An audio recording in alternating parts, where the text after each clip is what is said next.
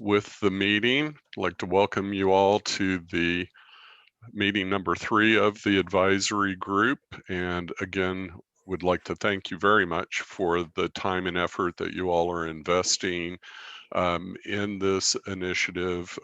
Your time, attention, and feedback is greatly appreciated by the project team.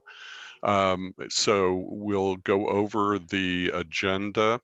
And just a quick reminder of our meeting guidelines. You all know that very well. Just be sure if you have questions or comments to feel free to either use the raise hand function or send us a comment, or you take yourself off mute and ask a question that way. So today's agenda is chock full of content related to the alternatives that we're looking at and screening criteria, and we'll give you an update on the engagement activities that have been taking place. But first, I'd like to turn things over to Lindsay Douglas and Cameron McGowan to welcome you all and give you some context for today's meeting. Well, thank you, and good morning, almost afternoon, everyone. I know that this is definitely a commitment of time to serve on this committee, and I really appreciate the time and effort that you're giving. Even more so than just this meeting, I want to provide some additional context to the overall project. Now that we've sort of gotten underway, we've had more conversations with city council members and leaders in the community. I just want to really explain and provide a different perspective or a different vantage point to really talk about this project. This corridor has a dual purpose. It's one of the most important freight and passenger corridors in the state, especially connecting Southeast Kansas to the Kansas City metro area. And we have been developing this corridor further south, and now the 4-lane is complete or under construction all the way to Pittsburgh, which has been a huge asset to that community and help with that flow of freight and people. The US 69 corridor is also the backbone of moving Overland Park and has been now for more than 20 years. Actually, significant local traffic uses 69, especially between 119th and College, as well as 135th and Blue Valley Parkway. And we're starting to see that as we're gathering more and more data. So the dual nature of this corridor is really significant. It serves both a very strong local purpose as well as a state highway system purpose. And our partnership with the community is really the foundation of the success in this corridor. And it comes in many forms. It is about funding and has been, but it's also about our shared goals and working together at the same pace to deliver the projects in the sequence that's most beneficial both to the state and the community. KDOT's partnership with the city in developing the corridor has been done in concert with the development and land use goals of the city. And a perfect example of that is on the corridor at 159th Street Interchange. Allowing that interchange to be developed really opened up that entire area for development. And it was planned and intentional development for the citizens of Overland Park. The financial partnership aspect of that is important to understand. As I've told you before, we will never have enough resources to fund all the projects that communities want and need. And just across all of our more modern transportation programs, including T-Works and now IKE, communities have been providing cost share. Even under the comprehensive transportation program, communities were involved in helping to fund projects. In fact, Wichita and Sedgwick County specifically passed a sales tax to fund transportation projects and to partner with the state. So this is not a new concept that we were talking about for this project. And it's a foundational way of delivering expensive projects for our state. Overland Park have had a long history of working together to move projects forward. And it's an interesting statistic. Over the last 15 years, more than $375 million of improvements have been made to US 69. And that number grows to 463 million if you consider study, preservation, and maintenance of the corridor. So big, big investment. Overland Park has been involved in that investment, weighing in at about 24 million in preliminary engineering study and expansion contributions.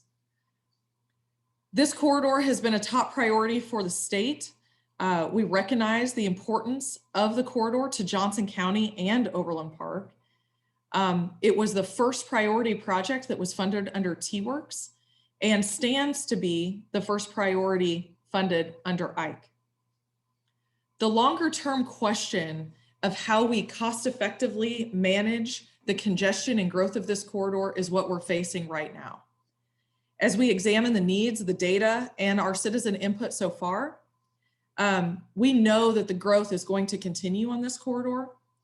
Our project team that you'll hear from later is going to provide a lot more information of what has been gathered. But we are really exploring how we can address this congestion and pavement issues that we have today and manage the traffic growth that's anticipated for the future. Our managed lane concept is one option. And I'll say that again, one option that would achieve that goal. I'm a little worried, which is why I have kind of this tone to kick off this meeting. I am worried that our discussion of the managed lane concept is so focused on one, but of many ways to raise a local contribution, that we're losing sight of the longer term congestion management issue that strategy could provide. The real savings is not having more lanes 4, 5, and 6 in the future. That is a key to the savings that we're exploring right now. And so we need to ask the long-term question. How do we afford to keep adding lanes? It's highly likely that if we add a lane that is not managed, the lane will fill up and be congested soon. So the question we want to consider is whether we want to invest 300 million and not have a long-term solution when we now have an option to create and sustain free flow traffic. So as you're hearing more detail about what the project team has uncovered and how folks are weighing in and some of the feedback that we're getting, I really want to turn to you all as our advisory team. I'm a very team-oriented person. As our advisors, how do we figure this out together? So with that, I'd like to turn it over to Cameron to talk through what we're going to discuss today. All right, can we go to the next slide? Make sure everybody's seeing that. Okay, very good. Well, thank you, Lindsay. And again, thank you. Good morning to everybody. And thank you for being here with us again today. We know that it does take time out of your day. So we really do appreciate your willingness to be part of this. So I want to take just a quick minute and refresh everybody's memories here from our last advisory group meeting, where I use this same slide to kind of walk through how we're intending to use these meetings with you all, both what we've already covered as well as what's coming down the line here in the next couple of months. So as a reminder, we've tried to align the content of these meetings in parallel with the technical analysis that our team will be doing that helps us determine whether we think that express toll lanes are the right solution for US 69. At our last meeting, we spent some time diving into the express lane concept, looking at both what would it look like, how would it be configured, as well as what are the toll policies and how would it operate in the long term. Today, we're going to take a little bit of a different direction as we alluded to previously. We want to walk through some additional options that our team has developed for how the express lane can be configured and provide an update on that, on some important developments on toll policy, specifically related to transit and other things. But before we do that, we're also going to take some time to walk through some options that are not express lanes. We want to talk through the other alternative ways to address safety and congestion in the corridor. I do want to make sure that it's clear up front that we're not taking the focus off of express toll lanes. Just want to acknowledge that there are other strategies that we don't want to ignore and that could ultimately, in a lot of cases, be incorporated into that express lane concept if they have merit. And I'm going to turn this over here in just a second to Gretchen Ivy to walk through those. As we look beyond just our meeting here today, and we'll meet again in March. And I know everybody's anxious for that discussion in March, because that's when we'll really have good information on what we believe toll rates in terms of recommended toll rates out here on the corridor in an express lane solution. And then in April, we'll have the traffic and revenue results to share.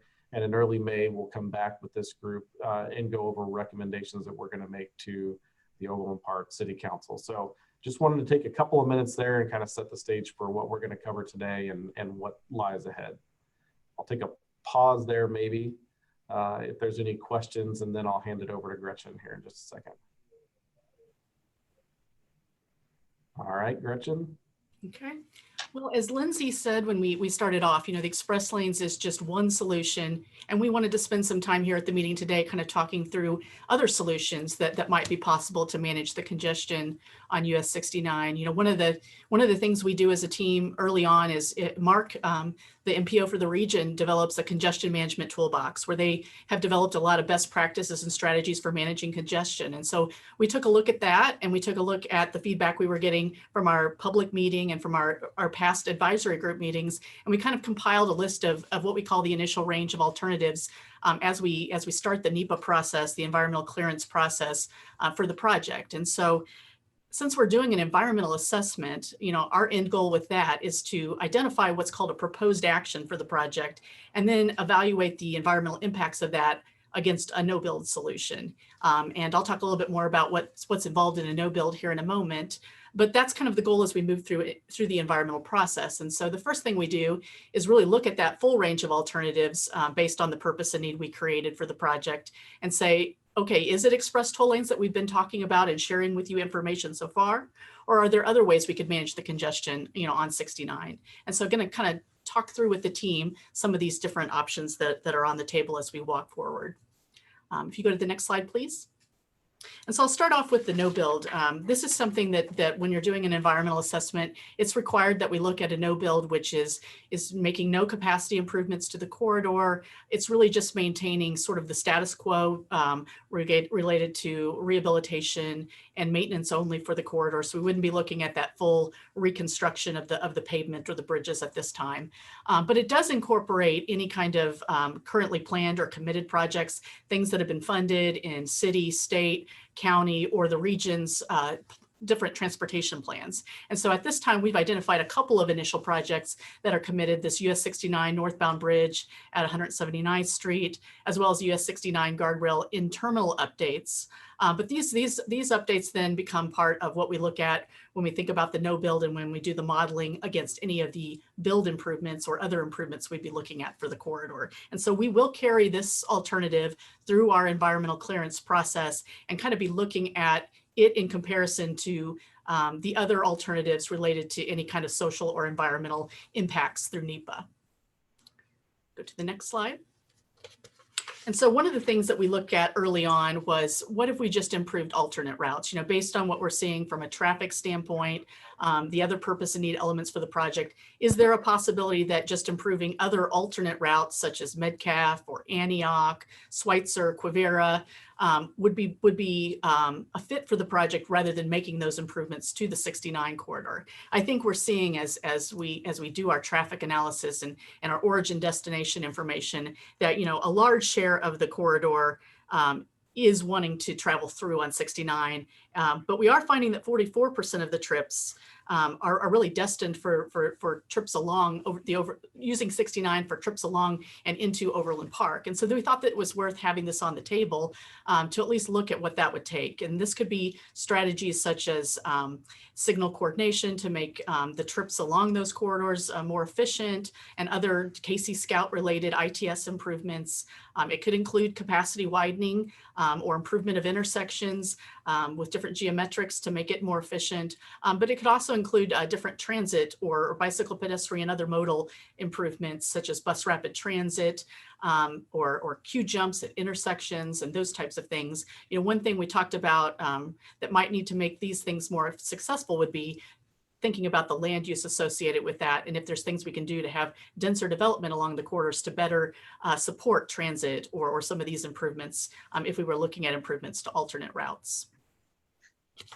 And so if you go to the next slide, another thing we always look at is how can we better manage the existing capacity along the corridor? And I'm going to turn it over to Kip here for a moment to really talk about these types of strategies. Kip?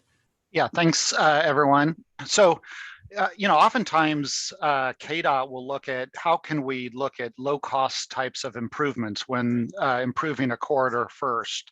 And so those are often referred to as transportation system management strategies or transportation demand management strategies. So the system management strategies are, what can we do to the corridor to improve safety and mobility? And so ITS, or you could think of it as the Scout system, is a great tool that's being utilized all over the region. Scout has cameras and that they're monitoring the system. If there's an incident or congestion, they let motorists know, and they can plan their trip differently. Ramp metering is also a good tool, and that's being used at 135th Street. And so that helps manage the heavy on-ramp traffic. And so there's a good flow of, and we don't cause any additional congestion as vehicles are merging into the main line.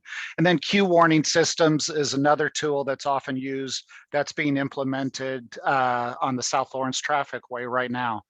And then the other side of the coin is, how do you manage the demand, the amount of people that want to use the corridor? So carpooling and high occupancy vehicle is something that Mid-America Regional Council does through their ride sharing program. So people can sign up and be paired up with people that live in similar areas and are commuting to similar destinations for work, for example, staggering work shifts, and then telecommuting. You know, we've all gotten a glimpse of how telecommuting can be a benefit. It's been talked about for decades, but now we're seeing some ramifications of that. So those are all kind of some existing capacity management opportunities. And then if you go to the next slide, you know, we've been hearing a lot about automated vehicles, but really KDOT is looking at something, has been looking at something called ACEs, or autonomous, connected, electric, and shared use vehicles. You could think of shared use vehicles as like the Ubers and Lyfts, for example. And so those are a great long-term potential for the entire transportation system. There's great opportunities in reducing crashes and improving mobility, but it is going to take really decades for that to come to fruition. So in the meantime, KDOT has been, they've developed in 2017 a director of technology, and KDOT has been developing a statewide ACES vision for the state. They're currently working on an implementation plan to identify some pilot projects that they can test. They want to understand the benefits of these types of technologies. So, we'll make sure that in the US 69 corridor that we don't preclude any of these technologies from being implemented. So those are a couple of those types of solutions that we'll be looking at, Gretchen. All right, thanks, Kip. From a multimodal standpoint, we looked at different strategies related to transit and bicycle pedestrian connections and just the access and connectivity of them across 69, as well as freight traffic as possibilities. Through the outreach we've been doing so far, there's been a lot of questions on the table about transit and how we plan to address transit with the project. And so wanted to spend some time on this. And, one of the key goals as we look at whether this would be a standalone solution for the corridor, or as Cameron said earlier, could it be layered or accommodated within the other types of solutions that we're proposing for the corridor. The main goal is really to increase the effectiveness of transit and other multimodal operations, sort of without doing some other potential, land use strategies to have denser development or things that we can do to make transit run more efficiently on the corridor, whether that's improve the shoulders through bus on shoulder or allow them to run in something like the express toll lane. It may or may not attract more users to something like transit. So we want to make sure if we're looking at it for the corridor, we're thinking about how do we make it more effective? How do we make it more competitive with the other single occupancy types of travel that might occur on this corridor? And so we've looked at things and typical strategies like the bus on shoulder I mentioned earlier, but things like light, heavy, and commuter rail have come up as possibilities for the corridor, and seeing if those are viable, as well as simple things we can do, such as add park and ride lots to make it easier to use and access traffic and take it across the region if users need to. So with that, that's kind of covering some of the multimodal things we can do for the corridor. If you go to the next slide. And then Lindsay, I think, was going to give some input here just on some of the legislative changes that are being proposed that relate to transit. Yeah, thank you, Gretchen. I did want to bring up something through these conversations that we've identified. We wanted to clean up a little bit of what we passed in 2019 that allowed for additional tolling considerations. We wanted to provide clear partnership authority between KDOT and KTA. It makes sense and would be efficient when we look at potentially adding tolling to the state highway system, that we would utilize KTA's expertise in that area. For transit operations, the original version of what we introduced allowed for KDOT to provide them free access to the lane. That House Bill 2296 that passed out of House Transportation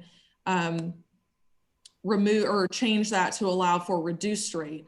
And then on the revenue use, we believe that it's important for the community to know that any future revenue, once the local contribution is reached, future revenue could be applied to new improvements on the corridor.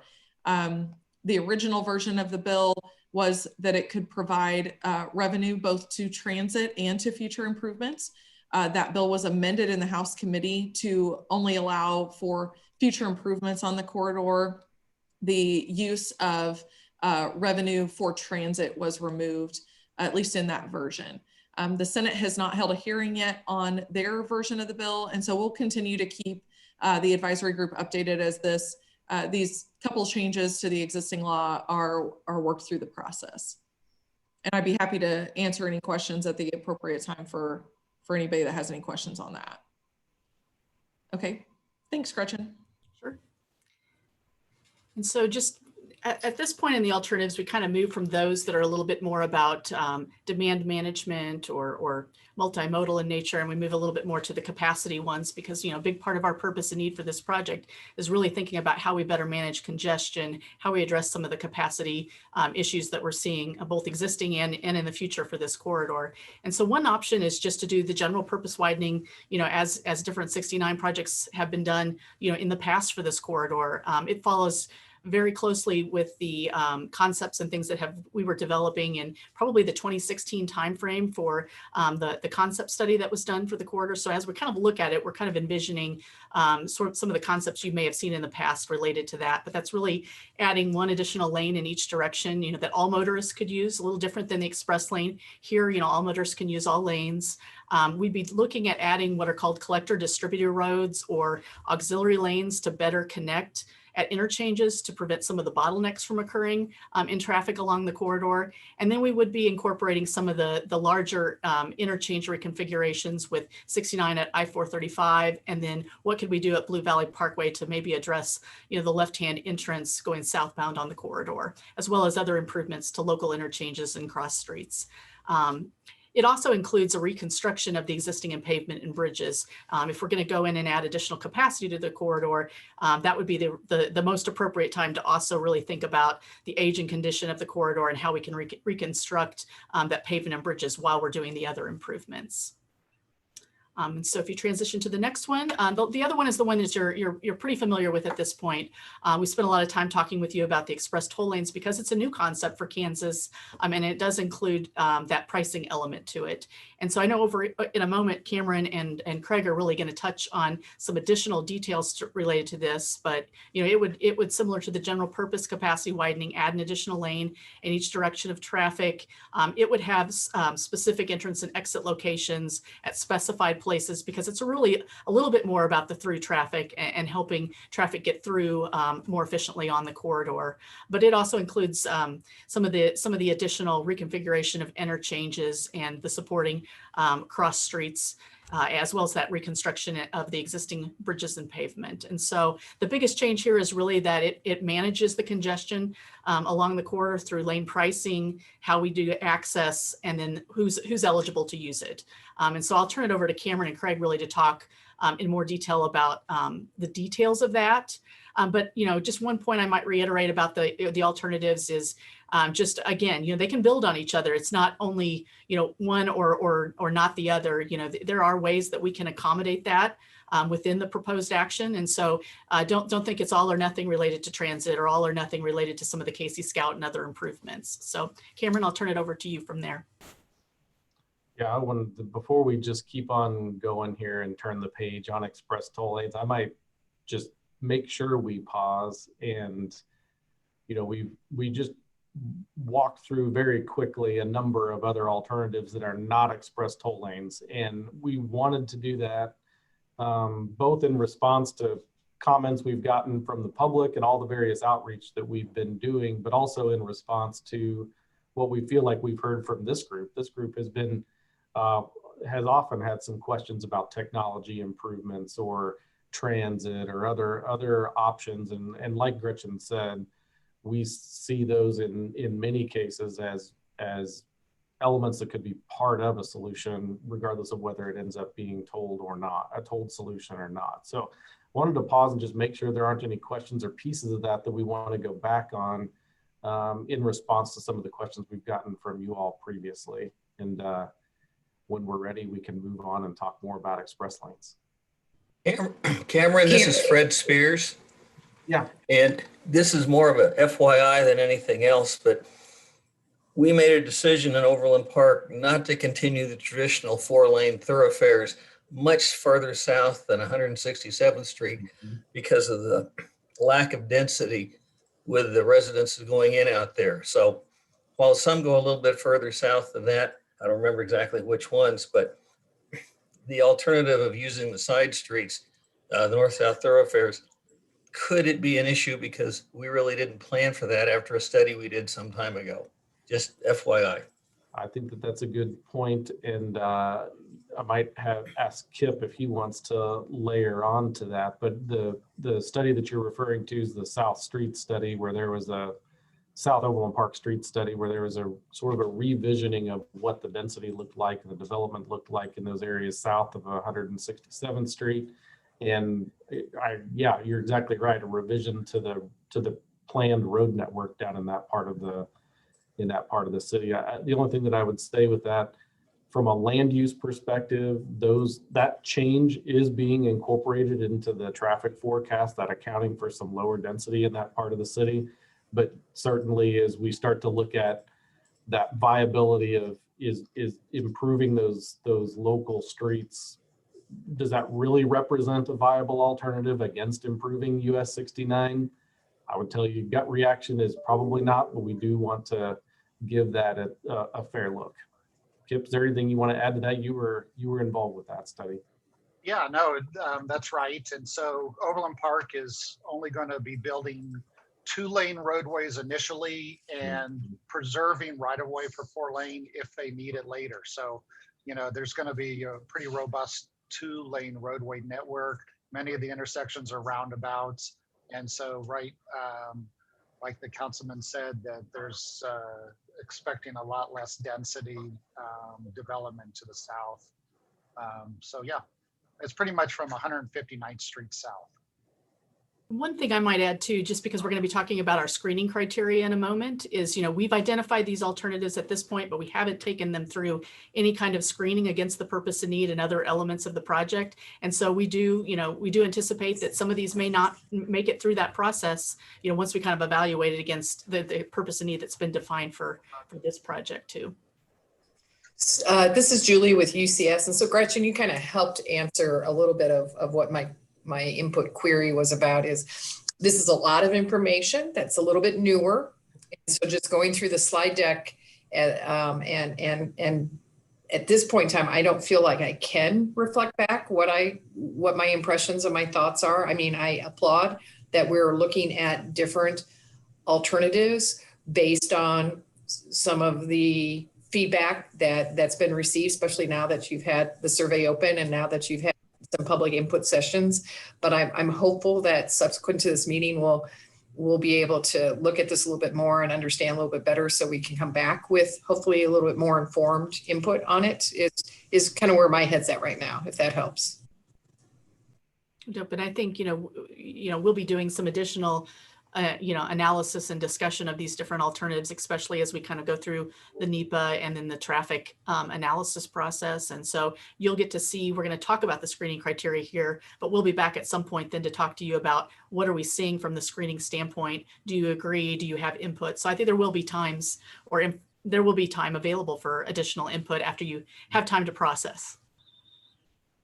Yeah, we would anticipate Julie certainly obviously providing the information we're presenting here today, but then at our next advisory group meeting, we would come back with some of that qualitative analysis that our team will have done about those other options, if that makes sense, and present that. It does, and that helps a lot. So thanks so much. Any other questions? Are we ready to refocus on express toll lanes here? Okay. Well, I'm going to keep going here. So if you recall back to our last meeting, one of the things that we spent a good amount of our time together at our last meeting was going through this express lane concept. What are those? Where would we have access and those sorts of things? So one of the topics we talked about in some detail was specifically the access, because that's the question that comes up fairly often. So just as a refresher, what we had shown previously is what's shown on that map on the right-hand side of this slide, where the access locations that would typically look like the graphic there to the left, those weave zone locations, those are what's shown in those little yellow dotted areas. And when we were making those recommendations, those initial recommendations, there's a couple of things that were playing into those initial recommendations. So the first thing you have to consider is space. And if you're introducing the access between the express lanes and the general purpose lanes, it takes some space in order for those movements to be able to be done safely and efficiently. So there's just some limitations on where interchanges are closely spaced. It limits the ability to introduce the access in those locations. So that's one thing that plays into that. The second thing, though, is you're trying to find the best balance between access and operations. So on the one hand, you want to make sure that you have as many trips as possible that have the option to use the express lane. But on the other hand, if you provide access everywhere, then it's not going to operate efficiently, and it's not going to operate well, which essentially defeats the purpose of the congestion relief and trip reliability that you're trying to provide with the express lane. So these recommendations that we had made previously, we really felt struck a good balance between enough access that it's serving a large majority of the trips that are running through the corridor, but not so densely spaced that you're constantly in this scenario where you've got movement in between the express lanes and the general purpose lanes. Well, since our last discussion, we have been able to process a lot of the traffic data that we've been collecting. If you want to go back to that slide real quick, though. We've been collecting a lot of the data from traffic, and we have a much better handle on what's called origin destinations, which is exactly what it sounds like, but it's information about where people originate that are in the corridor and where do they want to go. So for example, cars that enter at 151st Street, where do they want to go? Do they want to just get off at the next interchange at 135th Street? Or do they want to go on through the corridor on up to I-35? And so we have a better handle on that. And as we look at the data, we compare that against the access locations that we've looked at with you previously, and essentially ask the question, does that express lane serve the traffic the way they want to use the corridor? For the most part, the answer is yes. And we're not suggesting that we remove any of those access points that we've shown you previously. However, there are a couple of key movements where we feel that the traffic could be better served with a slightly different configuration. And we want to walk you through that here in just a minute and take your feedback on whether or not you feel like that's an option that we should continue to develop. So I'm going to turn this over to Craig Cogan, one of the members of our team, and kind of walk through a revised configuration that's focused on the Blue Valley Parkway interchange.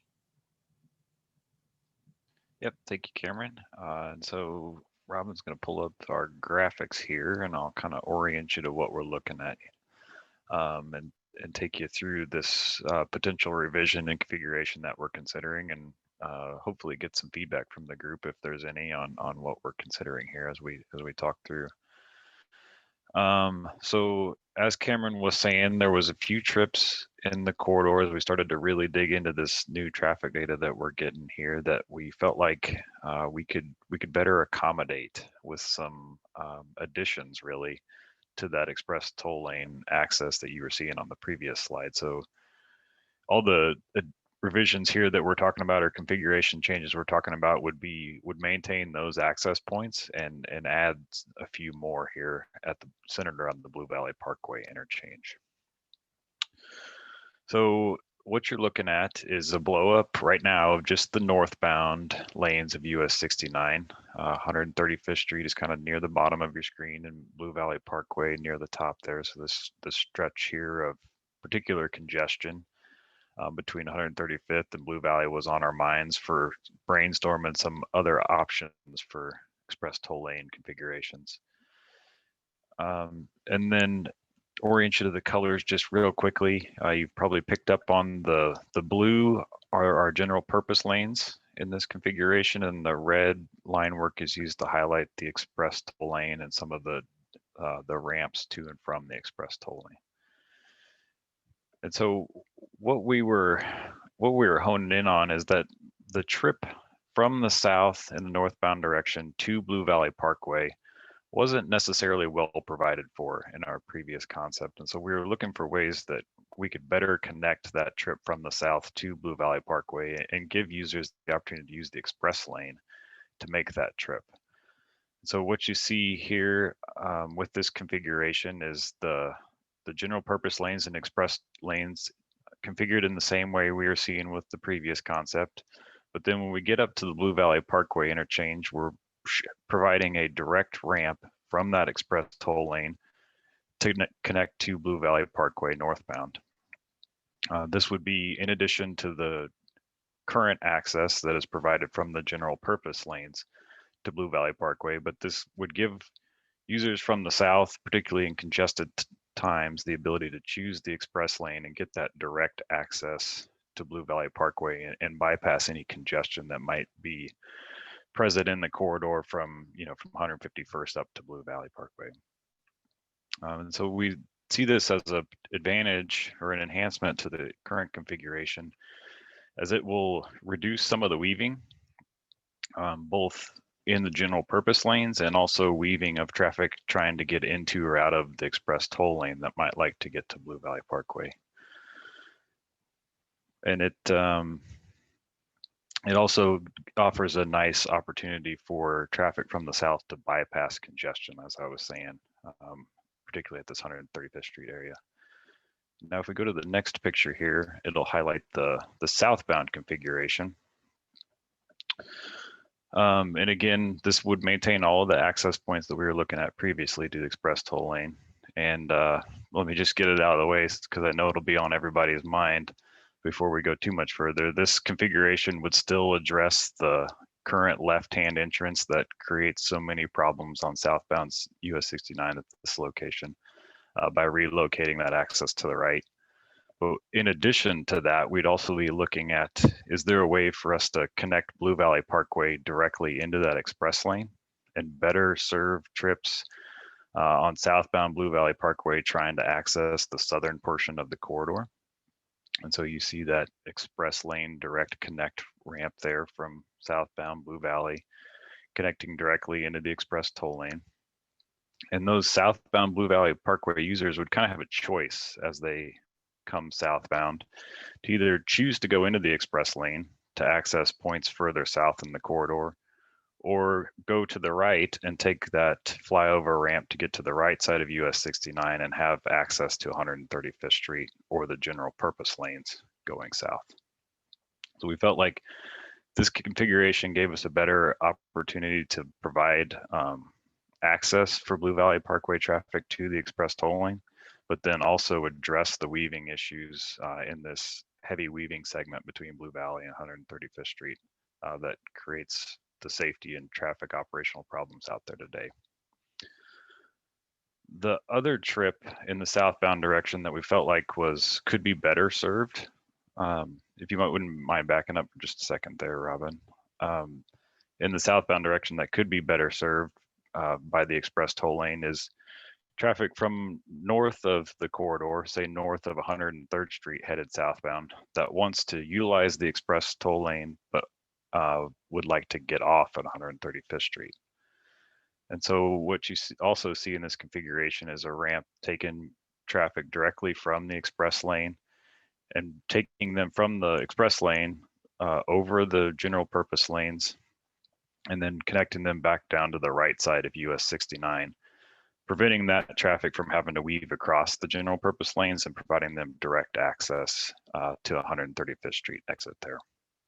So both of these enhancements would reduce the weaving on US 69 southbound, but also provide better access to and from the express toll lane for those who choose to use it.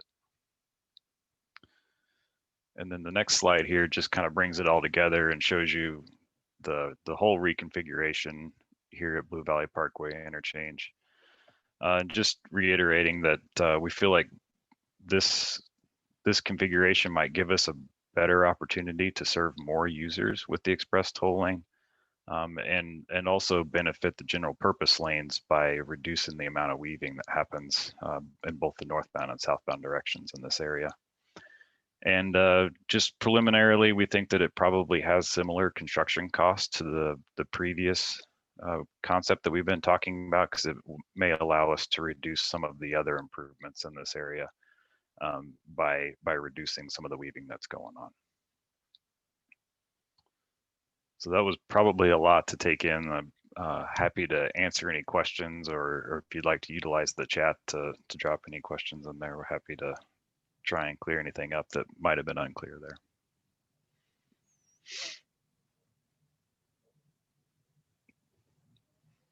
Yeah, we'd really like some feedback on this. I mean, it is a certainly different configuration than what we've been looking at. Again, the data suggests that this might be a good thing for us to explore. I think at this point, the feedback that we're wanting from this group is based on your usage of the corridor, what you see out there, do you feel like this is an option that is worthwhile for our team to explore?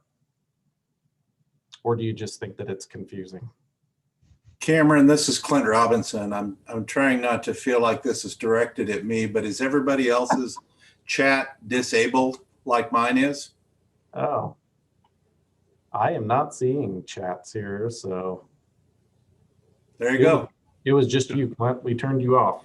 That's Sorry about that, everybody. That was not directed at you, Clint. That was a global mistake. right. Because now everyone have access.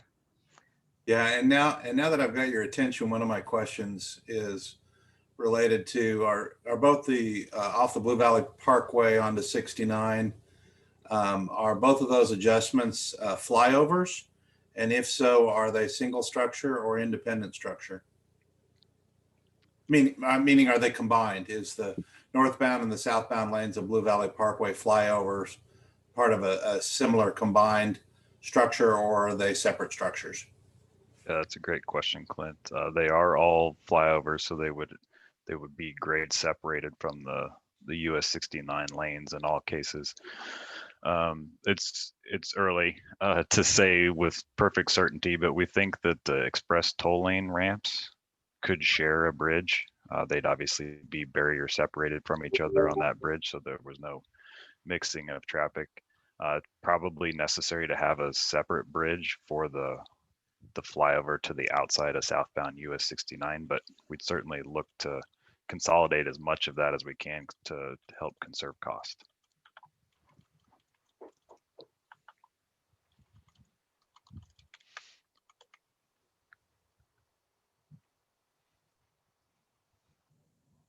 Other questions? If not, we can certainly move on. Okay, well, let's move on and turn it over to Scott.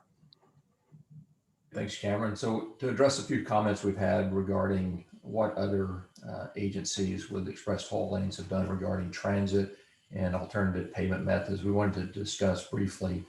In terms of transit, there are roughly 60 operating express toll lanes around the country today.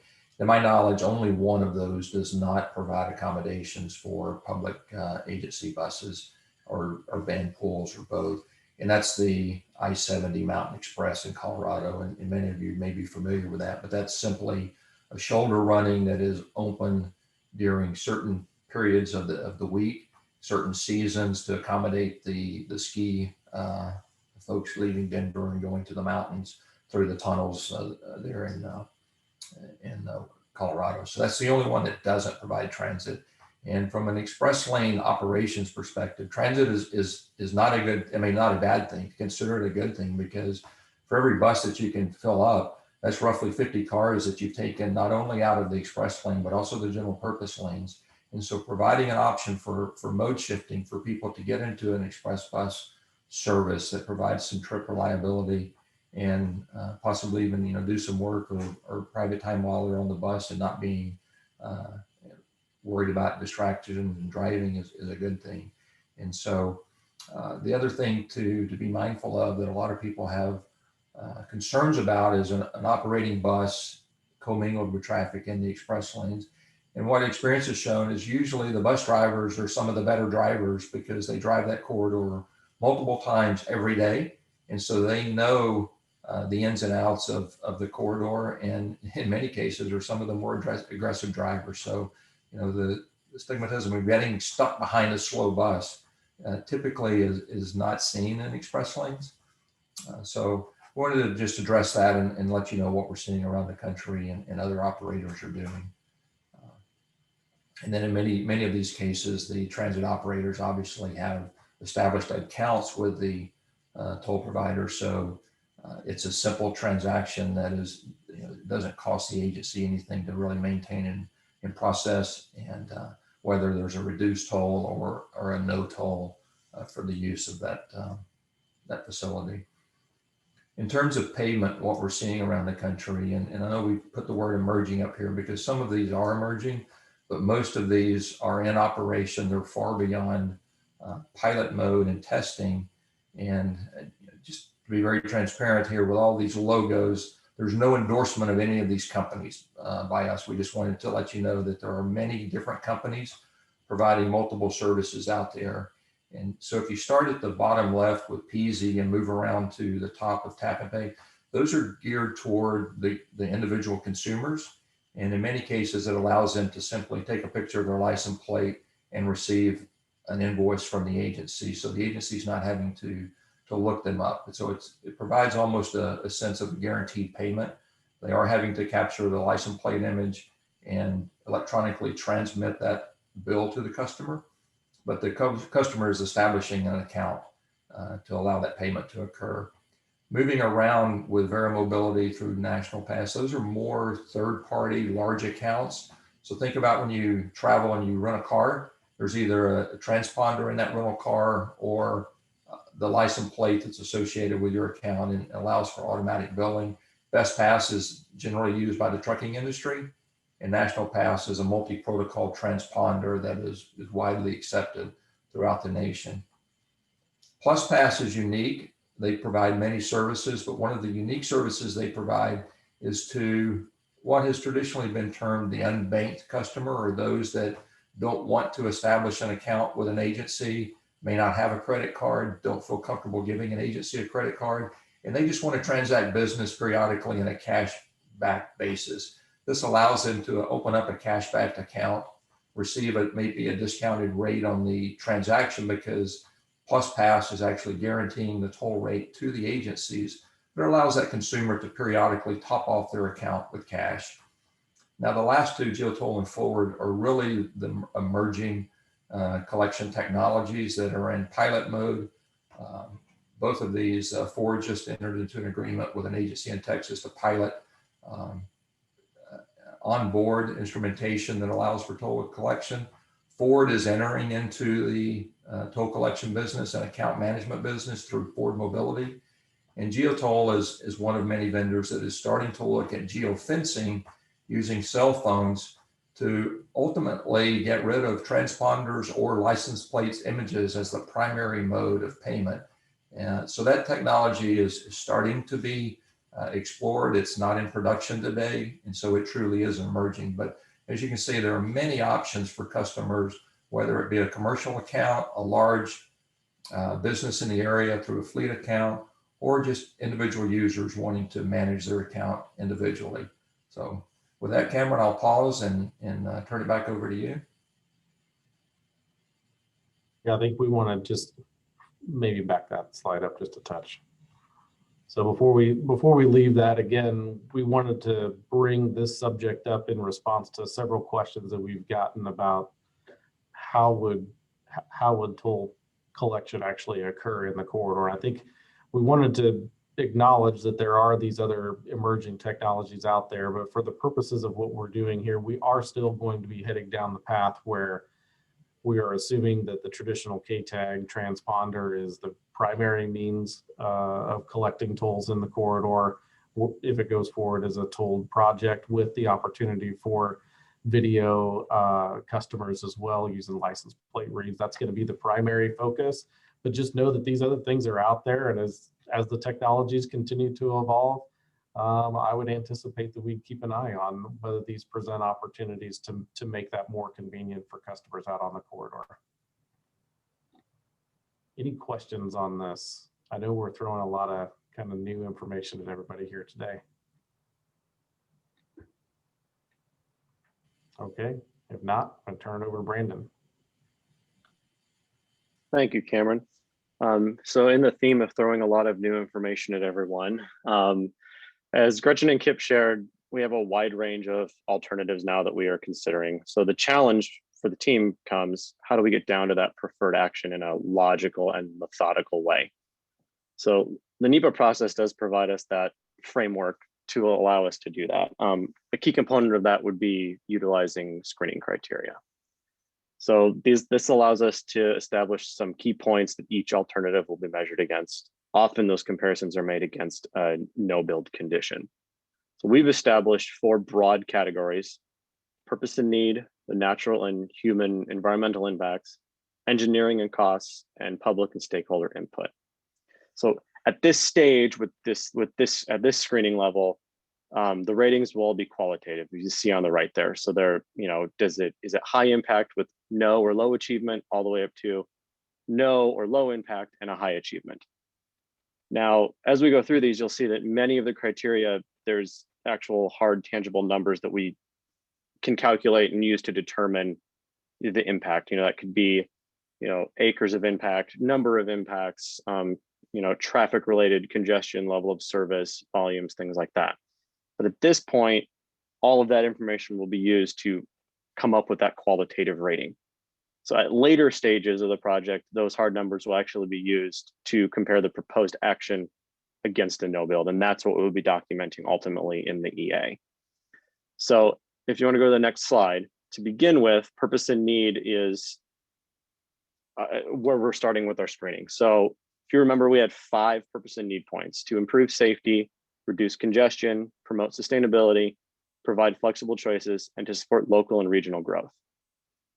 So under improved safety, we have 2 screening criteria: to look at the change in those congestion related crashes. So how well will the alternative reduce the number and severity of crashes such as rear end, side swipes, or speed differential, those sudden changes in speeds that we would see at the back of a queue. Also, how well will an alternative address bicycle and pedestrian safety at the crossroads? So we're talking like 135th, 167th, those cross arterials. How well does that alternative improve safety for bicyclists and pedestrians at those locations? Then our next point is reduce congestion. So here we're trying to improve traffic operations to meet existing and future travel demands. So we would look at 3 things here: changing the level of service on US 69 itself. So looking at level of service and comparing that to the no build. Changes in travel speed through the corridor. So how fast are vehicles on average moving through the corridor, and compare that to existing and future no build conditions. And finally, corridor throughput. This is actually the number of people that we're putting through the corridor compared to the existing and the no build conditions. Next slide, please. So our third purpose and need element is promote sustainability. And this was by addressing infrastructure condition and ongoing operations and maintenance needs, also supporting environmental stewardship and long-term traveler reliability. So here we would be looking at changes in roadway and bridge condition. So, how well does the alternative address the existing and roadway and bridge infrastructure condition, any deficiencies that are out there? Then we have travel time reliability. So what is the change in travel time across the corridor over existing and no build, and how is the reliability of that impacted? So how consistent is that? And then finally, support environmental sustainability. So here we're looking at how well does an alternative support green infrastructure, environmental stewardship, such as best management practices, and overall decrease the project's energy and greenhouse gas emissions. You go on to the next slide. So then we have to provide flexible choices. So this purpose and need element was that we're looking to promote a transportation system that accommodates the needs of all the users and all the modes. So we would look at the long-term corridor operation, flexibility and adaptability. That's a long way of saying, how well does the alternative provide those flexible choices and adequate operations and congestion management of the corridor? Access and connectivity for bike and ped. So how well does an alternative maintain, because there is a lot of bike and ped access out there right now, how well does it maintain or even improve that access and connectivity, across the corridor at the major interchanges and those shared use paths and stuff that go along the corridor? So this is not saying that we're evaluating if we could put bike and ped on US 69. Obviously, that's not something we're doing here. This is what can we do to that network that's already there. And finally, we have reliability for transit riders. So how well does an alternative provide a reliable transit experience for people using the corridor? And our final purpose and need element is supporting local and regional growth. So how well does this project coordinate, how well those improvements coordinated with local and city planning, regional planning, things like that. So obviously, local planning and regional planning, we're looking at how well does this fit into those plans that are already established and the land use goals and future growth and development plans that the city, the county, and the region have. And then finally, we have employment equity. So this looks at each alternative and evaluates how well does it provide equitable access to jobs and opportunity throughout the corridor for all users. And that's not just people that live in the area, but it's also people that work in the area and commute through. So how does an alternative help everybody? So I'll take a quick pause there because that was a lot of information. If anyone has any questions about the purpose and need elements before we go on to some of the other ones.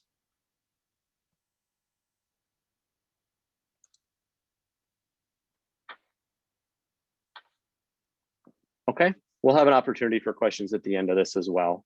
We'll go to the next slide, please. Thank you. So our next big screening criteria category is the natural and human environment. So this is where we're looking against, the environmental features that are out there, but also community and societal features. So now these are in no particular order, so don't think that these are in order of importance or anything like that. But parks and recreational area impacts. So this is how many acres of parks or recreation areas would be impacted by the alternative. Community facility impacts. This is a count of the number of community facilities that would be impacted: churches, schools, hospitals, things like that. Environmental justice. So here we're looking at both direct and indirect impacts to identified environmental justice populations. And now in the NEPA world, 2 specific types of populations are identified to be looked at under environmental justice. That would be low-income populations and minority populations. So we looked at direct impacts to those at the block group level. Things such as relocations that were needed, right-of-way acquisition, but also how do funding mechanisms impact those populations. And then there's also this indirect impacts to those populations as well that will be looked at. Finally, on this slide, we have noise impacts. So this would be, typically it's related to the need of right-of-way and how close those noise receptors, those homes, those businesses, things like that are to the proposed improvement. So this would look at the potential for those noise impacts. But at this level, we're not doing a noise screening for all of these. That would come later on. Next slide, please. So continuing on those natural and human environmental impacts. So here we have natural resource impacts. This is probably what people most often think about when they think natural resource impacts, right? Wetlands, floodplains, critical habitat, threatened and endangered species. Are there physical impacts to any of those? Also hazardous materials. Using data from the state, are there any hazardous material sites that would be impacted physically by the alternative? Same with cultural and historic site impacts. Are there any archaeological, cultural, and historical sites that are either listed already or eligible for listing on the state or national historic registers? Would there be impacts to any of those? And then air quality, emissions, and energy. This is where we get into some of those air quality, greenhouse gas emission type of things. And that feeds up into some of the sustainability stuff and the purpose and need as well. And finally, this is kind of an all-encompassing one. It's a NEPA thing, the indirect and cumulative impacts. So, this is a high level when you look at everything holistically from an natural and human environment. Is there a positive, neutral, or negative, indirect, or even combined? Some of these on their own may not be that impactful, but when you combine all of them together, it's more of an impact. So this is kind of an all-encompassing category. We want to move on to the next one. So here we have our third group of screening criteria, and it's engineering related things and cost related things.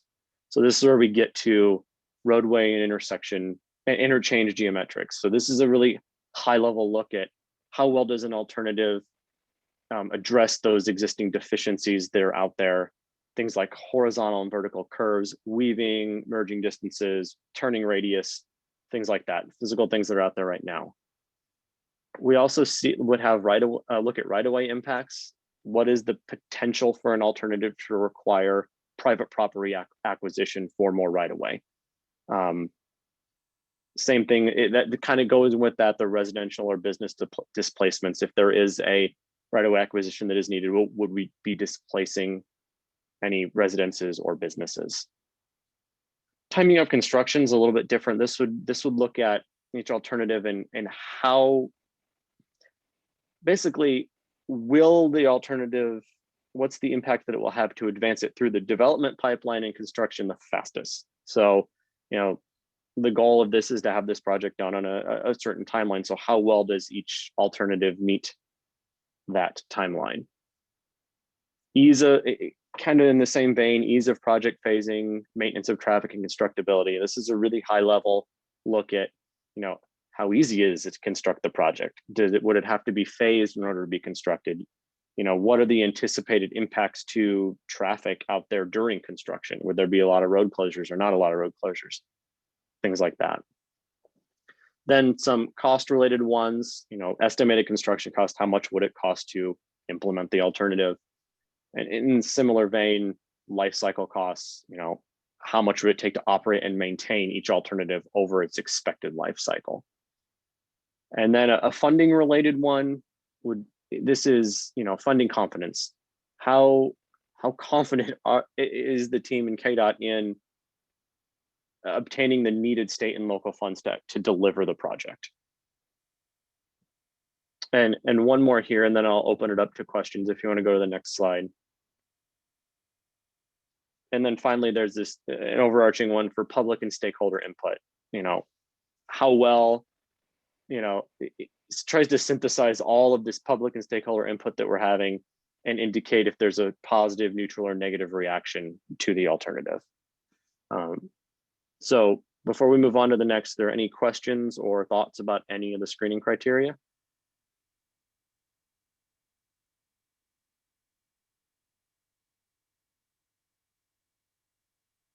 Okay. Well, There's got to be at least one question. Yeah. I can't imagine that there's not just one question out there. And if not, then we did a great job explaining it. And Adam says, excellent work, Brandon, very thorough. So, so maybe we did do a great job. So, well, I'll hand it off here to Cameron, I think, to talk engagement now too. Yeah, I think the intent of going through some of this today is similar to Julie's comment from previously. I've given you a preview about how we're going to compare some of these against the no build, and really try and put some real analysis behind whether or not the other alternatives, the express toll lane solution being one of them, makes the most sense here for the corridor. So if there aren't any questions, let's go. I have a question. Yeah. So as I understood it from the beginning, the funding is primarily for the toll lane. Is that correct? And Lindsay can weigh in on this if she would like, but the tolling is one tool that is a tool for helping to manage the congestion, but it's also a way for the city to generate its local contribution to the project. But it does have to stay with the corridor in which it's being, where it's being generated. You want to add anything to that, Lindsay? Nope, that's right.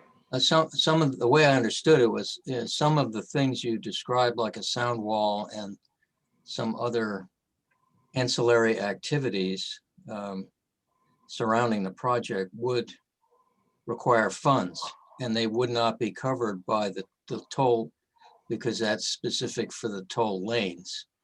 And also the maintenance, the future maintenance, I don't think that's clear. I think that's been mentioned before, but I don't recall how that would play out. If you could revisit that issue, I'd appreciate it. So one thing we haven't talked a whole lot about is, and I know it's going to come in future meetings when we start thinking about the sensitivity of what the amount of toll would be,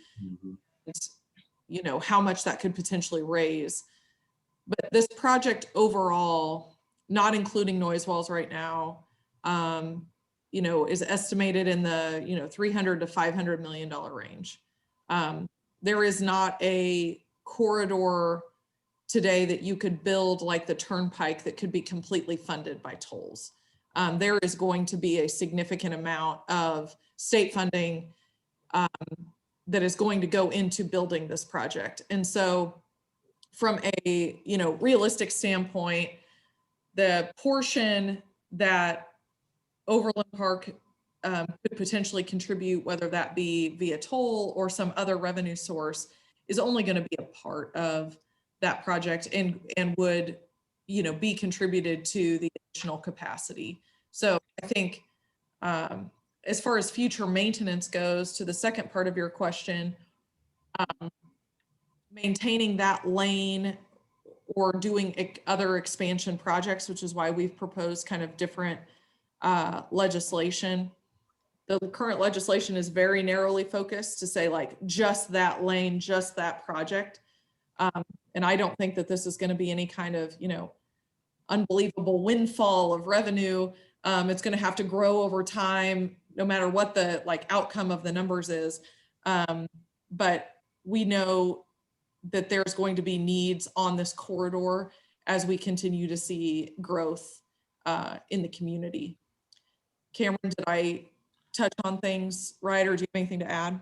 No, I think that directly the question that I think that you were asking, no matter what the alternative looks like, it will have to be funded with a combination of state and federal dollars and potentially some local dollars as well. Maybe the local contribution gets generated from tolling, but it wouldn't have to be from that. But no matter what, there's going to have to be significant state and local dollars to make any improvements out on the corridor. Okay, thank you. Any other questions, or we want to turn the page here? Okay, let's go on here. Okay, so similar to what we've done at the last couple of meetings with you all, we want to spend some time here at the end of our, I'll say, prepared remarks before we open this up for a more open discussion to go through an update on the various engagement activities that have occurred since we last met.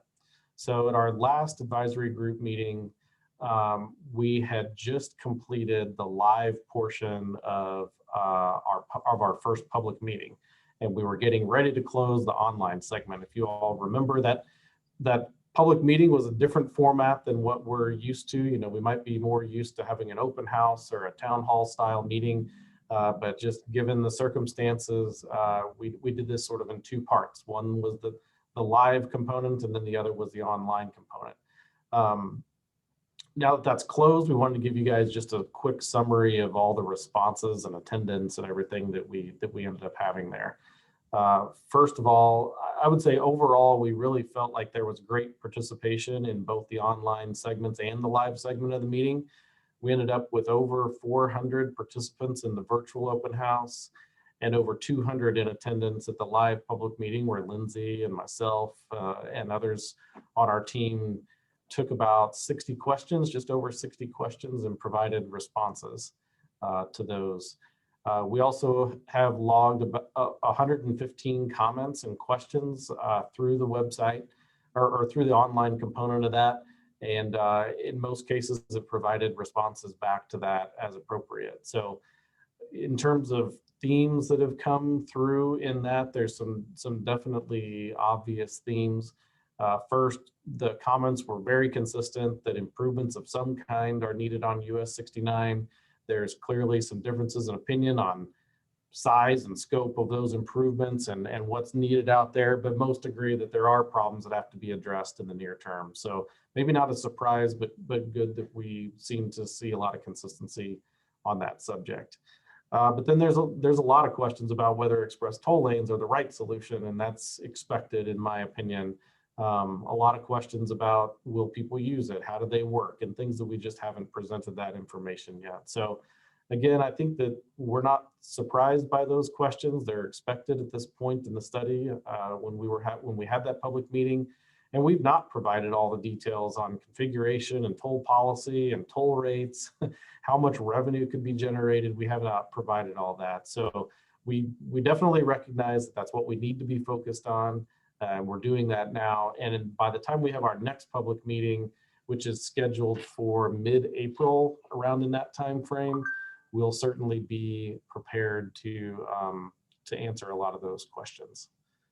So I might pause there and see if there's any other comments from this group on the public meeting. I anticipate that many of you were able to participate in either the online portion or the live portion. If not, let's move on to talking about the focus groups. So following the public meeting, our partner ETC conducted a series of focus group discussions with some members of the public. Those participants were recruited from the group of people that responded to our first round of community surveys. If you think back to November, around in that time frame, we'd done a pretty extensive electronic survey that went out to a broad audience. So from the people that elected to respond to that, we were able to recruit some participants to participate in these focus groups. Setting was still virtual, you know, given the circumstances, but we were able to break those up into small groups of about 10 people each, where we could really have a more in-depth conversation on the specifics of the concepts that are being considered. So in all, we had 76 people participate in that over the course of 7 meetings, and had pretty good demographic diversity with representation certainly from Overland Park, but also from the surrounding communities that you see listed on the screen. I'm going to go to the next slide. So what did we learn from these focus groups? Well, before we could have a good conversation with them, we first needed to make sure they had a good understanding of the express lanes concept. So many of the, I would say maybe a little surprisingly, people are fairly familiar with express lanes. A lot of people having used them in other parts of the country. Others were not, but after some explanation and we ended up showing the video that we had borrowed from Colorado DOT that we've shared with this group in the past, showing them that we really felt like a good percentage of the group had a solid understanding of express lanes and the concept that we're considering here. So you want to move on to the next slide? So as we worked with that group over the course of a couple of hours, we were able to really get into some more detail about how do they use US 69? What do they think should be done to address the problems? And excellent conversations that really, that opportunity to spend that amount of time with people really helps them understand the concepts that are being considered here. But the results from those focus groups really boiled down to a couple of final questions with some takeaways that we've got here on these next couple of slides. So at the end of the focus groups, they were asked the question, KDOT were to essentially include these express lanes as part of the project, how would you use them, or would you use them? And you can see some of the responses here. So almost 20% said that they would be regular users using them most of the time, but a much larger percentage would be occasional users or users that would really only use the express lanes for either emergencies or highly critical trips where that added trip reliability and speed are essential to them. About 25% of them said they would never use them. And so, you know, as we compare, yeah, there's 25% that say they would never use them, but there's the other 75% that say they'd either be regular or occasional users or use them when it's most important to them. So for us, we feel like this is very positive. And has a lot of similarities to what we see on other projects like this. I would say, you know, a takeaway from this is as you present this idea, because it's new and has not been done around this part of the country before, there's definitely caution at first, but once you take the time to explain it, the potential benefits are much better understood. I'm going to go to the next slide. And so the last question that was asked was for sentiment from the participants on if the express lanes were ultimately added to the project, how would you feel about that? So those responses are shown here. So about a third suggested that they'd be happy with the decision, but acceptance of the decision was much higher, adding another about 50% of the participants fitting into those next two categories. So this leaves about 20% though that are still fairly opposed or had responses that didn't necessarily fit into these descriptions. So again, overall, I would say we feel like this is fairly positive. It also shows that the support for the idea is far from universal, but the opposition is not overwhelming necessarily based on these results. So Again, we feel like these are extremely important, just that opportunity to have a more in-depth conversation with people, and important enough that we will be having another round of these once we have a lot of the answers to those same questions about toll rates and configuration and what does the traffic and revenue look like. So we'll end up conducting a second round of these in the April timeframe, and we'll have the results from those focus groups before we make any recommendations to the City Council. Cameron, this is Adam Hamilton. I don't know if you can hear me. Okay. I can hear you. I think actually these numbers would be exactly to be expected, maybe even are better than what you would expect at this stage. Resistance to anything like this is large to begin with. And you know, it takes time for people to be able to process and then to be able to make the case for something. So I actually think I agree with you that those are, you know, pretty good numbers for this stage in the development process. There's just a natural resistance to things, especially if it's going to cost more money, and you start thinking of all the reasons why you shouldn't. But in the end, and if you get 9.2% who are upset and stop using stop using 69, you've solved part of your problem too. You've just improved the situation. So anyway, I appreciate the comments, and yeah, we want to provide the choice for all users, and that's certainly a legitimate choice. Is for folks to elect to not use it if that's what they would like to do. Any other questions or comments, or I can move on here? Okay, let's go on to the next slide. So another outreach activity that we have had that we haven't discussed with you all in a whole lot of detail was the recent travel survey that was completed. This was open for around a month to 5 week long period, just closed on Valentine's Day. I'm pretty sure was the last day that it was open. So I wanted to just go through a little bit of a refresher on what that was. So that travel survey really had a twofold purpose. One was we wanted to understand the typical trips from likely users in the region. So these are people that actually use US 69 on a regular basis. And then the second part of that is understanding how those likely users value their time, and ultimately, would they be willing to pay a toll, and at what level of toll would they be willing to pay if their trip benefits from using the express lane. So this is one of the most important inputs that we have into the traffic and revenue analysis, again, because this is real data, respondents that are likely users, and that's going to feed into the establishment of the toll rates and the estimates for the usage of the express lane. So we've not synthesized all that data at this point, but at our next advisory group meeting, we intend to have the bulk of the discussion really around this topic of what did we learn from the traveler or from these preference surveys, and what are the recommended toll rates and corresponding costs of a particular trip on the corridor. Everybody is anxious to see this, as are we, but we still have a little bit of work to do before we're ready to present that. But what I can do today is share some information about the responses, because there have been some questions out there about the nature of the responses that we were getting. So if you look at the table on the right, we've summarized the number of people that logged into the survey, that went out to the website, logged into the survey, and we got about 3,300 hits to that. However, 734 didn't actually get into the survey and made no attempt to answer the questions.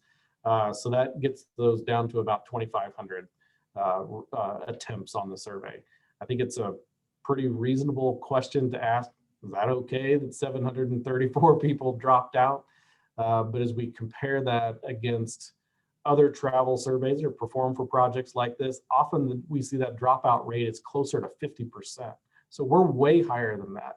And I think that we feel pretty good that even though there were some that dropped out, you know, we're still getting a good overall percentage of the people that took the time to log in that actually went through and completed the survey.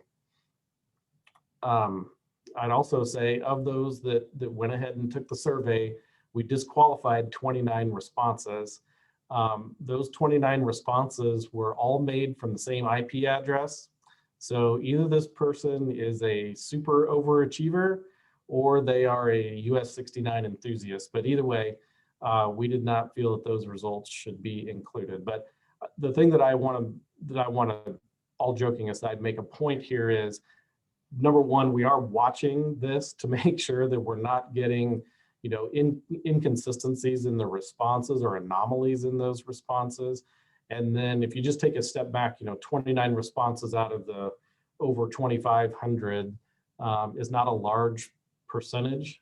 And based on that, we don't have any reason to believe that there was some coordinated attempt to impact the results positively or negatively. We think these are fairly straightforward, honest responses from people that took the survey.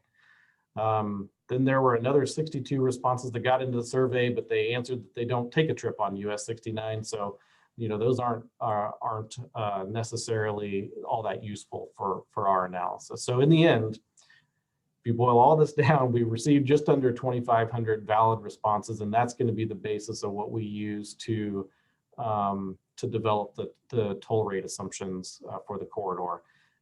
Honestly, we feel like this is an excellent response. We were targeting, when we started this, we were targeting to get 1,100 responses because that we felt like that would be a large enough sample size, statistically valid to derive these toll rate assumptions from. We got over twice that. So I would say a big part of that, we want to offer a thanks to this group and all of the work that I know that some of you have done to promote this survey and get the word out.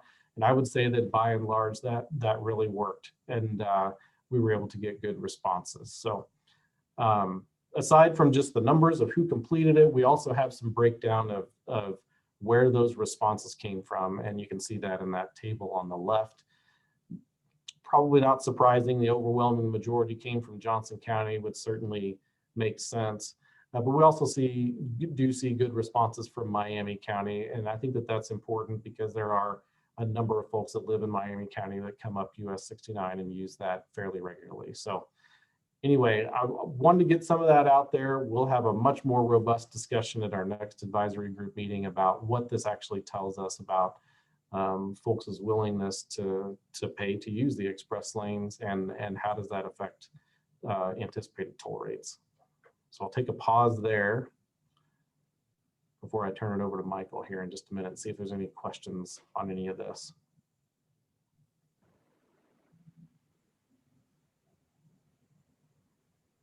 All right, I'm going to kick it over to Michael. Thanks, Cameron.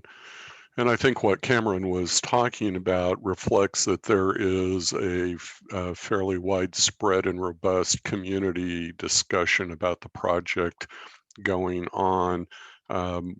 There have been, again, thanks to you and to other individuals and organizations, the survey link was widely shared. And we're finding the same is taking place with the content that we're sharing via the website, Nextdoor, Facebook, and Twitter.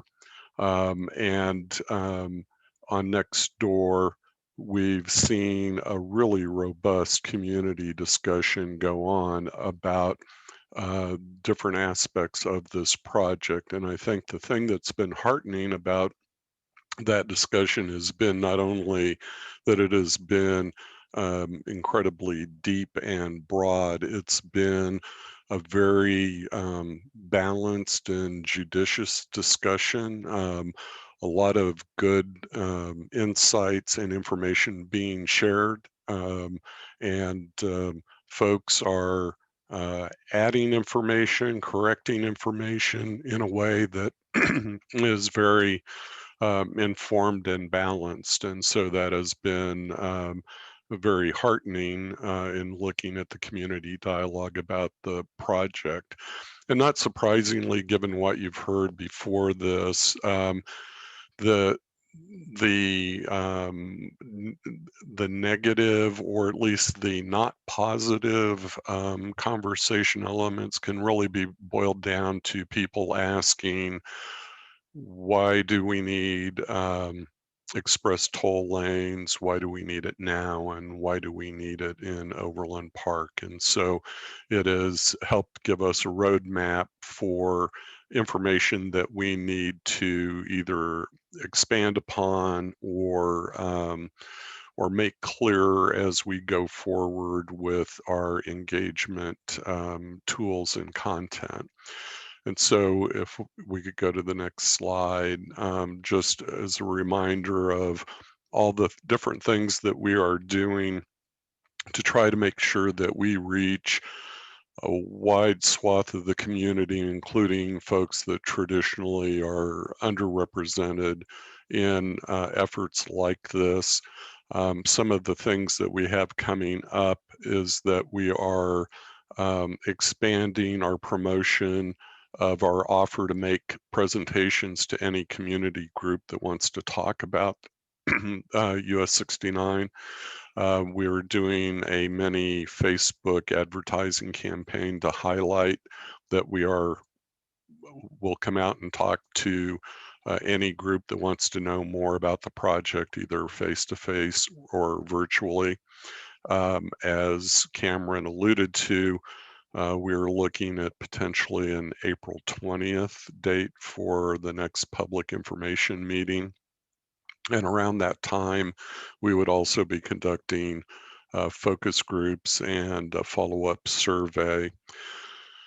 As part of our outreach to the community, one of the things that is a challenge for a project like this is what I call the monster under the bed. If you can't visualize what the thing is, sometimes it's easy to imagine it will be the worst thing possible. So we have started the creation of a series of visualizations to show how different aspects of the project would work and how it would affect folks. And we expect to have the first one of those launched next week. And at the same time frame next week, we'll be launching a new electronic newsletter that will be a quick digest of new content, new information from the project, and will serve as a device to point people back to the project website so that they can be updated on the latest information possible and that they can see what opportunities might be of interest to them in terms of being engaged with the project and learning more about that. So that newsletter should come out next week. So we're really trying to increase the robustness of the conversation, make sure that different groups of the community are being heard and that we are responding to their information needs from the perspectives that they bring to the project. And so before we move on, I'd like to stop in case there are any questions or comments.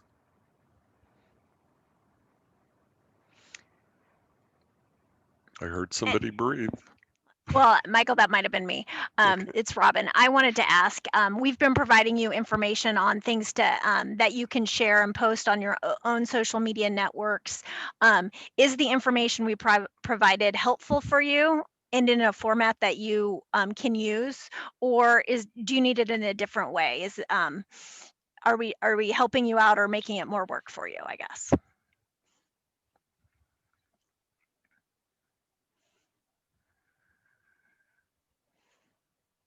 Ashley says it's been helpful, so yay, thanks, Ashley.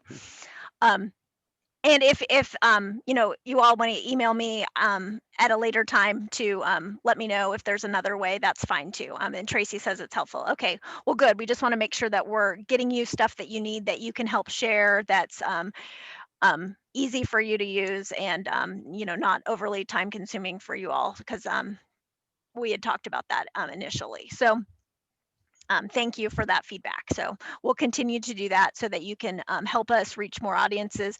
I want to thank Greg. He put us in touch with someone from the Rotary group, so that we'll be presenting to the Rotary group on April 19th, I think. If you all are parts of any other community groups that you think would be a good idea, homeowners associations, we'd love to do those kinds of presentations. I know Cameron and Lindsay are super excited about getting out there. So yeah. Just keep on spreading the word. This is Fred Spears again. The comment that I am overwhelmingly getting when I talk to people about it is, we don't need the expansion because the COVID has caused traffic to be so reduced and people are going to continue working from home, and consequently it'll never get back to where we have the need. We've had discussions about that and I've given them all the points that are relevant, but that just seems to be the predominant issue that I hear for people being against this particular project. So that's just an FYI. So we have about 6 people on the ready to respond to that question. But it is a very good one. And I think, you know, we do have to obviously acknowledge that COVID has had an impact out there, and it has. But the data we have, the traffic is rebounding, and I'm going to give Kip an opportunity to maybe weigh in on this a little bit, because that's really his area of expertise. But the short story is, we do acknowledge that there's a short-term issue out here, but even if this moves as quickly as possible to completion, we're talking about an end of 2025 timeframe for a construction complete. Definitely believe that traffic will rebound and pick up its prior pace of growth, even if there are some longer term shifts in how people work from home and things like that. So I might give Kip an opportunity to weigh in on that as well. Yeah, so one of our data sources that we've been using in this study is able to track cell phone data. And that's pretty common these days, that there's lots of big data sources that are tracking people on their cell phones. So we can get an update every 2 weeks on what's going on with travel patterns. So in the Johnson County area, daily traffic is back to its normal level. Now, there might be some, you know, when we dig down deeper, we see that work trips are still down 5%. So not all types of trips have rebounded, but, you know, we believe that as people are getting vaccinated and people are going back to work, you know, that the work trip will get back to normal. Certainly, I mean, I've been around long enough to where the idea of telecommuting has been talked about for decades. And so this has been a great experiment. And I expect that we will see more telecommuters, people working from home, than we ever have. But I think what it's going to end up being is maybe 1% or 2% on the total mode split. And, you know, I guess I'll just also close by, KDOT has a continuous counter on US 69 just south of 135th Street. So every day it's counting traffic. And so we've been monitoring that also. And again, you know, US 69 traffic on a daily basis is rebounding. The peak hours, I talked about this previously, but the PM peak hour is almost back to normal conditions. AM peak hour is still a little bit lower, but again, we're trending back to normal conditions. Yep, most of these people just say, don't confuse me with facts. I know what I know. Yeah. Well, then I feel bashful about offering this, but it's the other thing I think is overlooked when people make that observation is they assume the population of Overland Park and southern Johnson County is going to be static. And as we all know, Mark and other organizations are projecting a 22% increase in the in southern Johnson County population over the next 10 years. So even if there is some permanent impact from COVID in terms of telecommuting, the population growth is such that it probably swamps the impact that telecommuting brings to the corridor.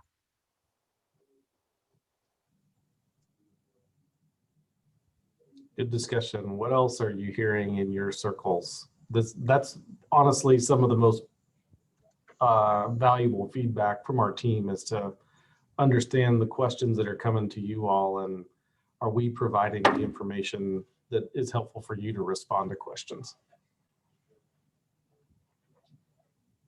Cameron, I'm not sure we're operating in circles yet. We're still operating in bubbles.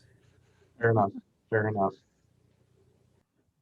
Fred again, and they want to know why the feds or the state aren't going to pay for it. They think that that ought to be their obligation and not a tolling process. So again, don't confuse me with facts. Yeah, I think what's been interesting, and I kind of hinted at it early on about the need for partnership, because it serves more than just the state. It's also serving a lot of local traffic. And that's why development of this corridor has been such a partnership with Overland Park. And I think you heard, when we look at the origin and destination trips that people are taking, that the, hopping on at 135th Street to get off at Blue Valley Parkway, to us is, from a KDOT perspective, is a local trip. So that's traffic that would otherwise be on the local system that's being served by the state highway. And so from that standpoint, and last night as I was thinking about what I wanted to open this meeting with, I opened up the map of Overland Park. And when you look at Overland Park as a community, the long, oblong circle that covers the corridor, as you know, Fred, US 69 is right through the middle. And this partnership has been essential for the development we've seen on 159th Street, for, build out. And, I talk with John Scuball all the time about the development of the new hospital on 159th Street. And he wants that 167th Street interchange so bad. And it's because of this new development and the new stuff that's coming out, right? And so working together with the community has long been a partnership as it relates to this corridor. And so, I appreciate and understand the conflict that, a actual investment, money investment on this corridor, and that discussion. But I think talking about the partnership and how long lasting that partnership has been is going to be really important as we move into additional discussions about expanding the corridor. Lindsay, just to expand on that a little bit more, as we talk about options, I think to carry that conversation just a little bit further, I think there are people who, maybe they don't appreciate what that partnership actually means. And, I think there are those who, maybe don't understand the difference between now and later in terms of deferred maintenance. And, I've heard that argument, Fred, I think, is alluding to the argument that if we just say no to the express toll lanes, then, the state and perhaps the feds will say, okay, well, we just thought we'd throw it out there and then we'll build it anyway. And we'll get, exactly the same solution in terms of the expansion and the capacity and all of that, but without the same funding mechanism. And, I think that's why we have to talk about all of the options, but also about the timing, because capacity is what we're looking for to manage all of the things that Michael was just discussing. It's population, it's, increased capacity of employment, as Overland Park has continued to grow and all of the other communities around us. So, it's not just, okay, well, we were just kidding about needing a local match. Nobody's kidding, it has to come from somewhere. And, all of the options don't necessarily mean that the highway is going to look the same way. So, I think we just have to be really clear and direct about what those options might actually look like. And more capacity might not actually mean that those of us, except some who are very young, might not actually get to drive on it. Yeah, I think those are really important points, Tracy. And I think, to kind of put this into perspective with what I sort of started with when we started the meeting, is kind of like a worry out loud strategy, right? We got a question at the city council meeting about, well, if we don't do express lanes, then when will you build the project? There is that seems like a pretty simple question, right? Like KDOT, if we don't do express lanes, does that mean you're going to provide a different local contribution? What level of contribution? Do we as a state agency continue to build the same improvements that the express lane project would be, because you don't have that congestion management tool over time? Or do we reduce the level of investment, look at another phase, and do a different approach entirely to the project? I think one of the things that the secretary has talked with the city about is, we know how important this corridor is for Johnson County. We know how much this corridor serves the economy, and how impactful that economy is to the state. At the same time, we have to figure out we can't keep building $300 million projects every, 5 to 10 years. And so how do we manage that investment that's needed on this corridor? And so there's a lot of questions that aren't as simple to answer as like, oh, okay, well, if we don't do that, then when? Because what we've really tried to do is think about how quickly we could get to this project, using alternative delivery. Well, if we don't do this scope of project, do we even need alternative delivery, or would we use a different delivery method? And so we've been trying to grapple with all of these questions and try to come up with the options. And I know the project team's been working really hard on that as well. So I appreciate your points there.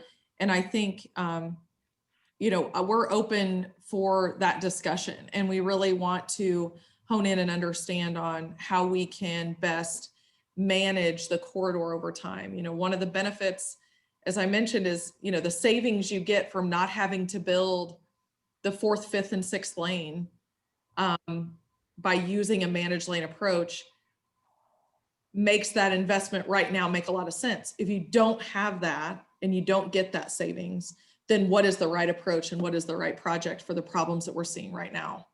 So lots of questions, and I know not a lot of answers, and that's why, we want to work together to really explore the different options that were presented today and continue to have discussions with the elected leaders and community members to just make sure that everybody's on the same page and that we're moving in a direction that's respectful of that partnership we've had over time.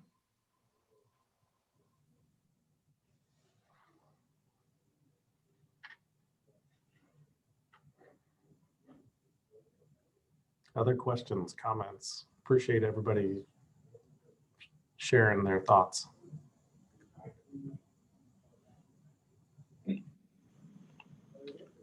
Yeah, this is Tom Herzog. I was give you the feedback in a few meetings that we've had, both here and other groups that I'm a part of, especially since you're asking for kind of what the majority or the noise is. I would say more on the questioning piece. The number one is exactly what Tracy just spoke about, is around the funding, or if we don't fund this, it will take care of itself, or there'll be other ways to go about that. So I think a lot of the information that you guys have provided has been helpful in being able to have some of those conversations. The second one is something that was alluded to earlier, is in the next new normal, are we solving for something that won't be needed?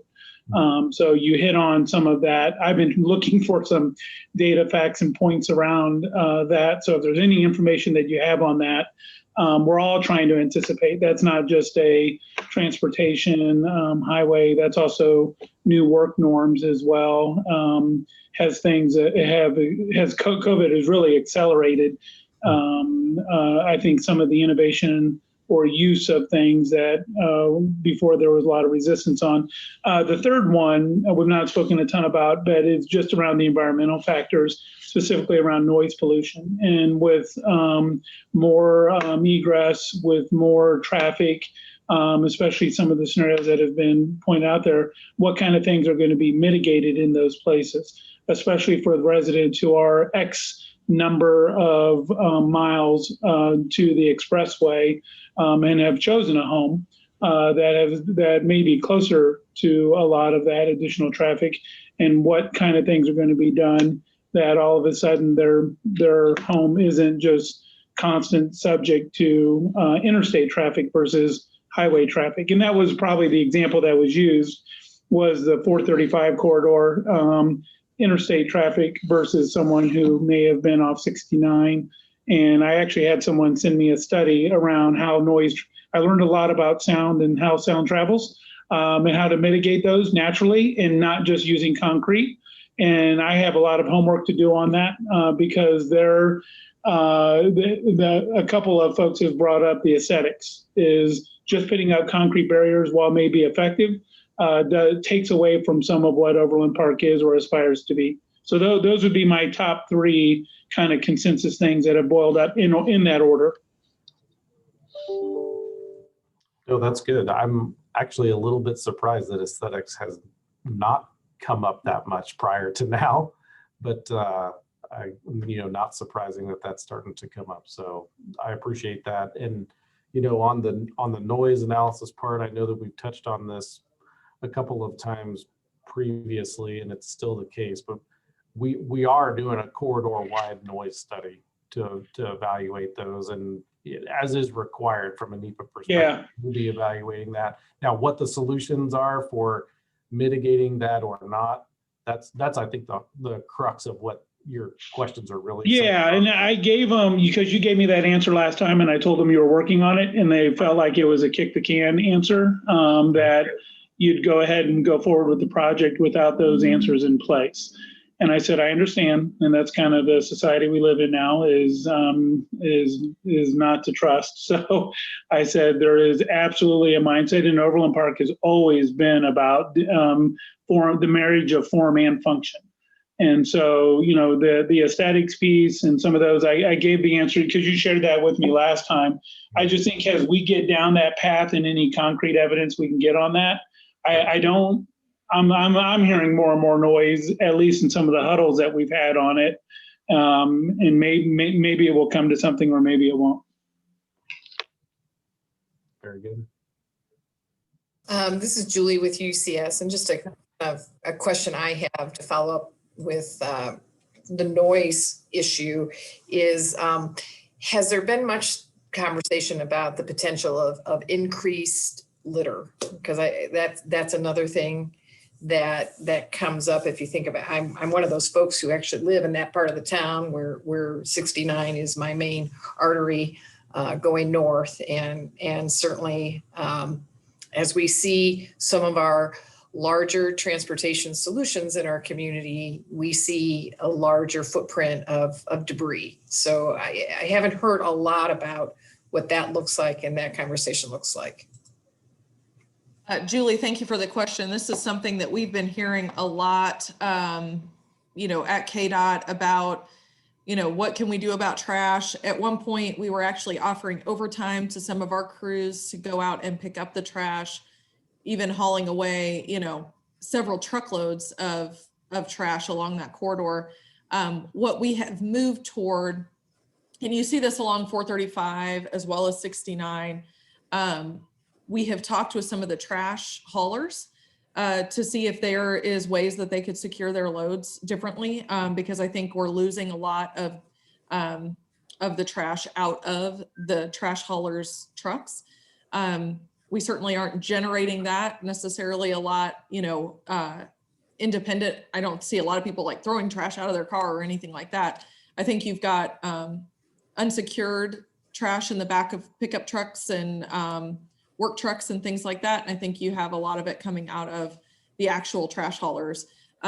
We have actually figured out a contract service to have people come out and pick up the trash. And it's going to be a monthly thing. We're paying per mile per month to have people come out and specifically pick up trash. We just did not have the personnel to continue to try and maintain that. And hopefully, if any of you are close with any of the trash hauling companies and they'd like to donate to that effort, I'd be happy to accept any donations.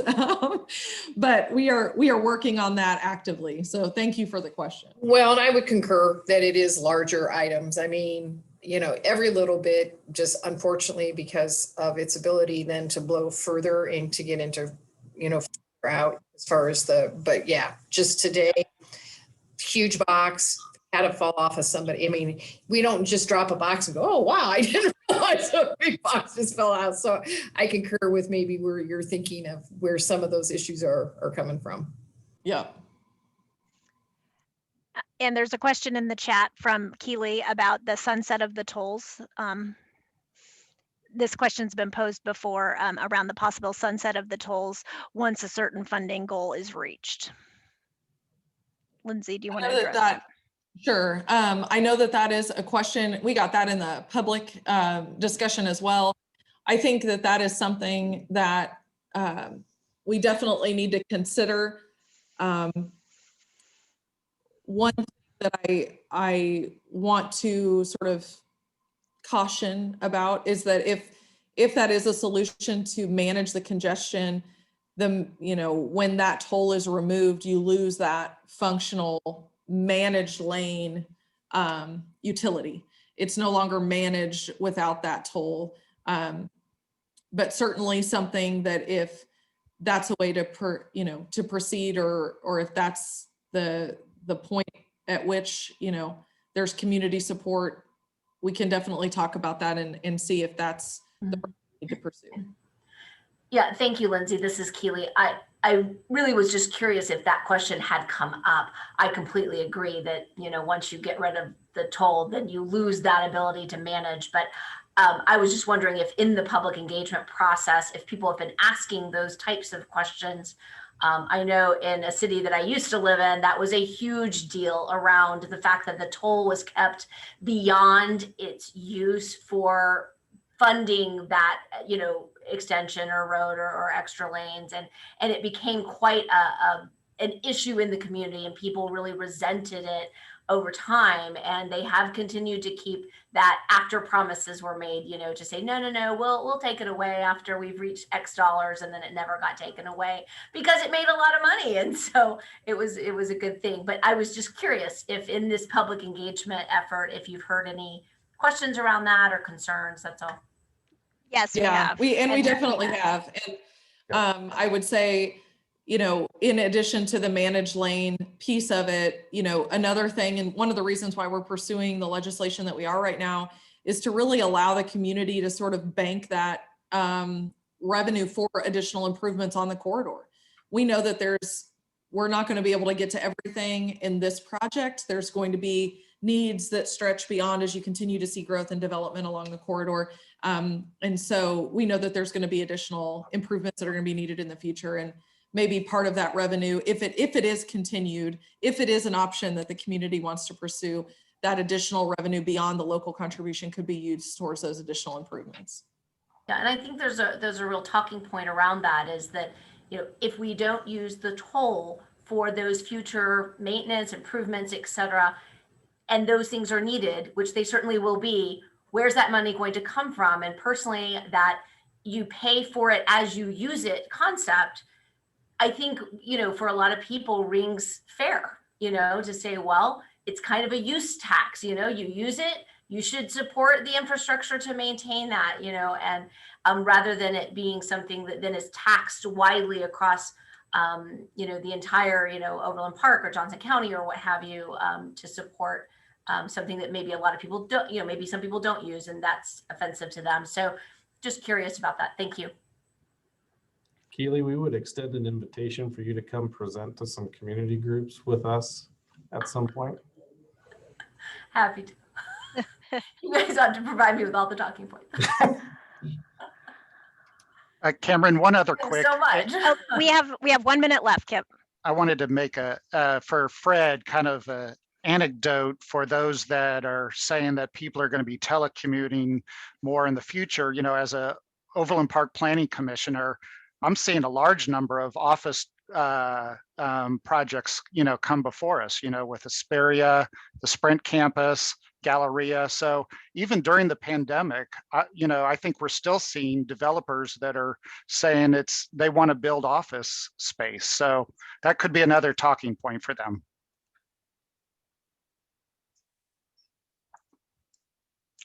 Thanks, That's it, Kip. Robin. Thanks, Kip.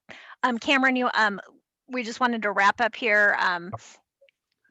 Yeah, again, we're at our time here, so we obviously greatly appreciate your guys' time and the feedback and questions, and that's exactly what this group is for, and it's extremely valuable for us. I hope it's valuable to you too, to get an opportunity to see kind of what our team is working on, and as the work continues over the next several months here. So just touching very briefly on kind of what's coming down the pike again, next public meeting here in April.